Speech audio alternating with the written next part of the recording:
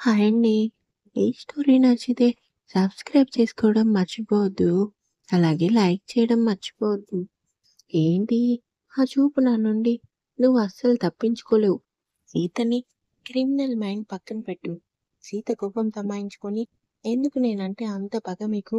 నీ మీద కోపం, నాకు కోపం, పగ అలాంటివి ఏం లేవు కానీ నీ బావ ఉన్నాడు చూడు. వాడంటేనే నాకెక్కడ లేని మంట. మా బావ మీద ఎందుకంత కోపం మీకు? అన్నీ నీకు చెప్పాలా? బుద్ధిగా మీ మావయ్యని చూసి బయటికొచ్చేయి. ఏమాత్రం లోపల పిచ్చి పిచ్చి వేషాలు వేశావంటే మాత్రం నీకు తెలుసుగా నా గురించి అని చిన్నగా నవ్వాడు. రామ్, నువ్వు చూసిన సీతకి భయమేసింది. నేను ఏమాత్రం ఎక్కువ చేసినా మా మామయ్యని బావని నిజంగానే చంపేస్తాడు. ఏం చేయాలి నేను?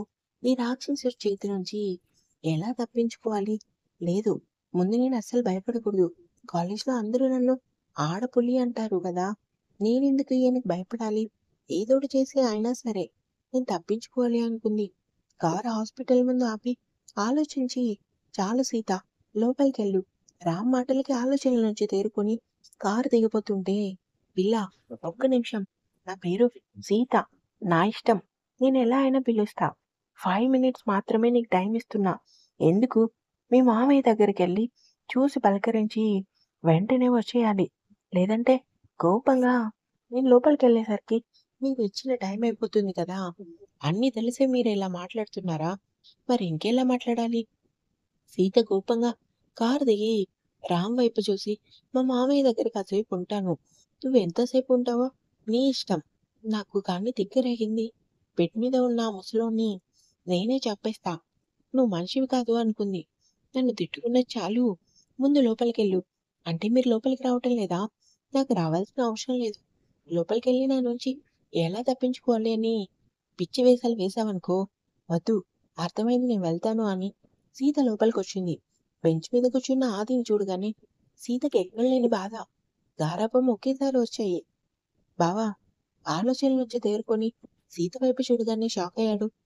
అది సీత, బావా అని ఏడుస్తూ అతని దగ్గరికొస్తుంటే, రామ్, నిన్ను తీసుకొచ్చారా? నమ్మలేక అడిగాడు ఆది. అవును బావా, మామయ్యకి ఎలా ఉంది? బానే ఉందా?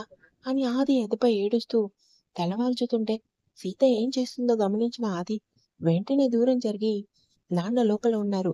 పద వెళ్దాం. బాబాయ్ ఏమైంది? ఏం కాలేదురా సీత అని ముందుకు నడిచాడు. ఆది ప్రవర్తన చూసిన సీతకి ఎంతగానో ఏడుపొచ్చింది. ఐసీయూ రూమ్‌లో బెడ్ మీద పడుకొని ఉన్న పరశురాంని చూడగానే సీతకి దుఃఖం ఆగలేదు. మావయ్య, మావయ్య, నేను సీతని వచ్చాను. ఒక్కసారి లేవండి మావయ్య. నాతో మాట్లాడండి. నన్ను మన ఇంటికి తీసుకెళ్ళండి. నాకసలు వాడి దగ్గర ఉండాలని లేదు మావయ్య. నాకు మీరు, బావ ఉంటే చాలు. ఇంకెవరూ వద్దు మావయ్య. లేదండి మావయ్య, నా వల్ల మీకు ఈ పరిస్థితి వచ్చిందని వెక్కి వెక్కి ఏడ్చింది సీత. ఆమె కన్నీటి చుక్కలు చేతి మీద పడేసరికి నెమ్మదిగా కళ్ళు తెరిచాడు పరశురాం. సీత, మావయ్య అని ఏడుస్తూ ఎలా ఉంది మావయ్య అంటుంది. సీత చేతిని పట్టుకుని, మిమ్మల్ని వదిలేసి అలా ఎలా వెళ్ళిపోయావు? నీకు మావయ్య, బావ గుర్తు రాలేదా? మావయ్య, నన్ను మన ఇంటికి తీసుకెళ్ళిపోండి. అతని దగ్గర నాకు అస్సలు ఉండాలని లేదు. ప్లీజ్ మావయ్య, మిమ్మల్ని విడిచి నేను అస్సలు ఉండలేను. ఇదంతా చేసింది అతని కాదు, మా మీ బావ. సీత ఏం మాట్లాడలేదు. వెక్కి వెక్కి ఏడుస్తూ తన మామయ్య గుండెల మీద తలవాల్చింది. సీత చేతికి గాయం ఉండటంతో ఆదికి ఎక్కడలేని కోపమొచ్చింది. సీత, బావ ఎందుకు? నువ్వే దగ్గరుండి అతనితో నాకు పెళ్లి చేశావు. కూర్చున్నదల్లా పైకి లేచి కోపంగా అడిగింది. నాన్న, సీతను చూశాను కదా! ఇంకా సీత కోసం కలవరించకండి. ఇంక నువ్వు వెళ్ళు సీత. బావా, ఎవరు నీకు బావ? నేను నీకు బావని కాదు. అలానే నువ్వు నన్ను మావయ్యని మర్చిపో. నిన్ను పెళ్లి చేసుకున్న రాంగారే నీ సర్వస్వం. సీత షాక్‌గా, బావ మాట్లాడుతున్నావో? ఏం మాట్లాడుతున్నావో నీకైనా అర్థమవుతుందా? సారీ సీత. నీకిన్ని రోజులు నిజం చెప్పకుండా తప్పు చేశా. నేను నిన్ను అస్సలు ప్రేమించలేదు కానీ, నాన్న పోరు పడలేక నిన్ను పెళ్లి చేసుకుందామని డిసైడ్ అయ్యా. అంతేకాని నువ్వంటే ఏమాత్రం నాకిష్టం లేదు. కానీ నువ్వు ఇక్కడి నుంచి వెళ్ళొచ్చు. అలానే నీకెవ్వరు లేరు. మా నాన్న, నేను నీకు అయిన వాళ్ళం కాదు. నువ్వెవరో మేమెవరో. సీత కోపంగా ఆది షర్ట్ కాలర్ పట్టుకొని, ఎందుకు బావా నా మనసుని బాధ పెడుతున్నావు? అతనికి భయపడే కదా నువ్వు నాకు ఈ మాటలు చెప్తున్నావు. నువ్వు నన్ను ప్రేమించలేదు. నా కోసమే కదా లండన్ నుంచి వచ్చావు. నన్ను పెళ్లి చేసుకోవడానికి. ఒక్క క్షణం నేను కనిపించకపోతే ఇల్లంతా దద్దరిల్లేలా అరుస్తావు. భోజనం పెట్టకపోతే నా మీద కోప్పడతావు. నేను తినకపోతే నువ్వు తినటం మాని నన్ను బుజ్జగించి ప్రేమను పంచి అమ్మలా గోరుముద్దలు తినిపిస్తావు. మరి ఇదంతా ప్రేమ కాదా? ఎందుకు బావా ఇలా మాట్లాడుతున్నావు? ప్లీజ్ బావా, నువ్వు లేనిదే జీవం అంటే ఊహించుకోటానికే జీవితం కష్టంగా ఉంది. ప్లీజ్ బావా, మనం ఎక్కడికైనా దూరంగా వెళ్ళిపోదాం. మామయ్య కూడా మనతో పాటే ఉంటారు. దా బావా, ఇక్కడి నుంచి వెళ్ళిపోదామంటుంది. సీత, నీ భర్త, నీకంటూ ఇల్లు ఉంది. నీకే ఇప్పుడు పెళ్ళయింది. ఇలా మాట్లాడడం కరెక్ట్ కాదు. ఇంక నువ్వు వెళ్ళు. ఇంకోసారి ఇక్కడికి వచ్చావంటే నా మీద ఒట్టే. ఈ మాట నా కళ్ళలో చూసి చెప్పు బావా. అది కోపంగా బయటికెళ్ళమని చెప్పాను కదా! వెళ్ళు అని సీత చేతిని పట్టుకొని బయటికి నడిచాడు. అప్పుడే రామ్ లోపలికొచ్చాడు. సీత ఏడుస్తూ, బావా, నన్ను పంపించకు. కావాలంటే నేను డిస్టర్బ్ చేయను కానీ, నువ్వు లేకుండా నేను బ్రతకలేను. బావా, నేనిక్కడే ఉండిపోతాను. బావా, ఆ రామ్ దగ్గరికి నన్ను పంపించకు. నాకు భయమేస్తుంది బావా. సీత అంతగా ఏడ్చేసరికి ఆది బాధగా సీత ఏడవకు అని ఆమె దగ్గరగా వచ్చేసరికి రామ్ రావటం చూసిన ఆది ఒక్కసారిగా సీతకి దూరం జరిగాడు. ఆదికి తెలియదు రామ్ ఇదంతా చూశాడు అని. నార్మల్‌గా ముందుకొచ్చి, "నీ ఏడుపు పెడబొబ్బలైతే ఇంటికి వెళ్దాం." సీత కోపంగా నేను రాను అని మొండికేసింది. ఆది కంట్లో నీళ్లు బలవంతంగా ఆపుకుంటున్నాడు. రామ్ నవ్వుతూ, "నీకంటే జగముండి నేను. ఏడవకు సీత. ఏడిస్తే నీ ఫేస్ ఎర్రగా కందిపోతుంది. అప్పుడు నాకు నిన్ను కిస్ చేయాలనిపిస్తుంది తెలుసా?" సీత షాక్‌గా రామ్ కేసి చూసింది. "నేనైతే అబద్ధం చెప్పను సీత. నిజమే చెప్తాను. ఏడ్చినప్పుడు నీ ముక్కు భలే ఎర్రగా అయిపోతుంది. అప్పుడు నీ ఫేస్ ఇంకా ముద్దొస్తుంది." ఇప్పటివరకు కోపంగా విరుచుకుపడిన రామ్ ఇలా మాట్లాడేసరికి సీత షాక్‌గా చూస్తుండిపోయింది. "ఇంటికెళ్దాం సీత. ఇప్పటికే చాలా లేట్ అయిందని" సీత భుజం చుట్టూ తన చేతిని వేసి దగ్గర తీసుకొని ఎళ్తున్నాను ఆది. ఆది సీత వైపు చూడలేకపోతున్నాడు. కావాలనే రామ్ సీతను దగ్గరికి తీసుకున్నాడని తెలుసు.